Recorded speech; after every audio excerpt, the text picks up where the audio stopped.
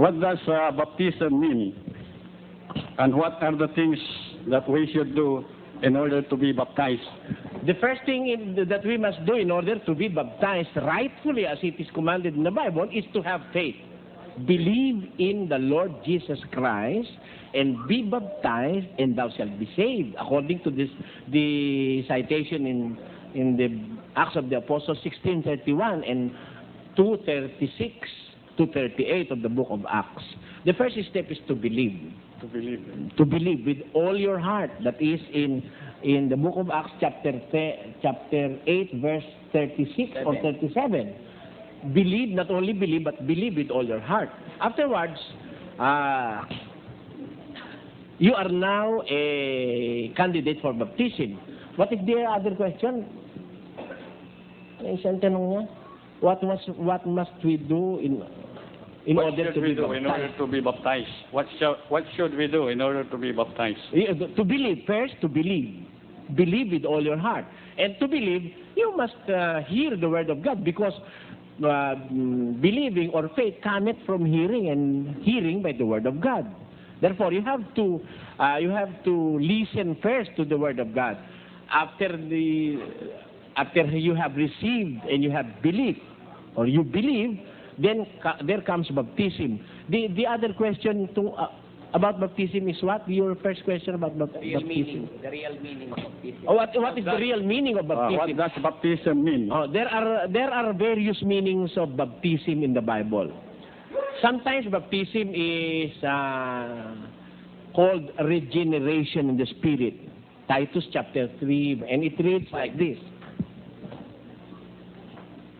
Na hindi dahil sa mga gawa sa katwiran na ginawa nating sarili, kundi ayon sa kanyang kaawaan ay kanyang iniligtas tayo sa pamamagitan ng paghuhugas sa muling kapanganakan at ng pagbabago sa Espiritu Santo. Ano sita?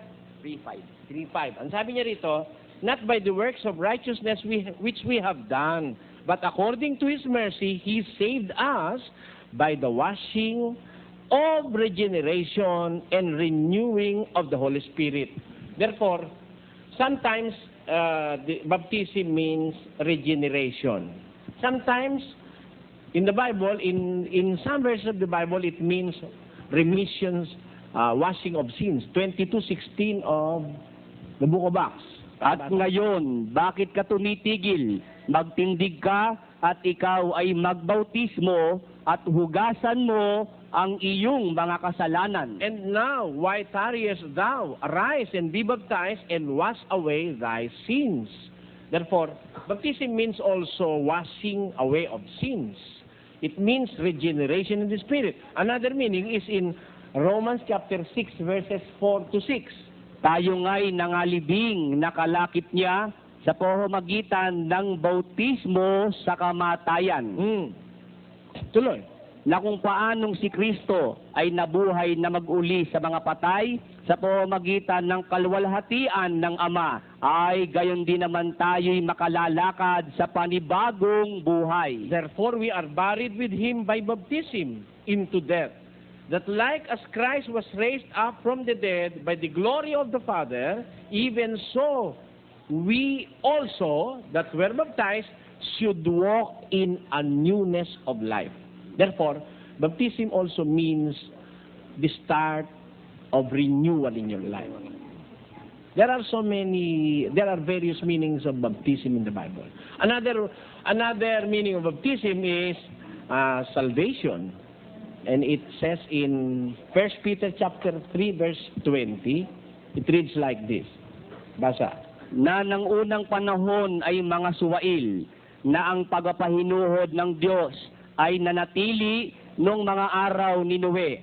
Samantalang inihahanda ang daong na sa loob nito'y kakaunti. Sa makatwid ay 8 kaluluwa ang nangaligtas sa pamamagitan ng tubig na ayon sa tunay na kahawig ngayoy nagligtas.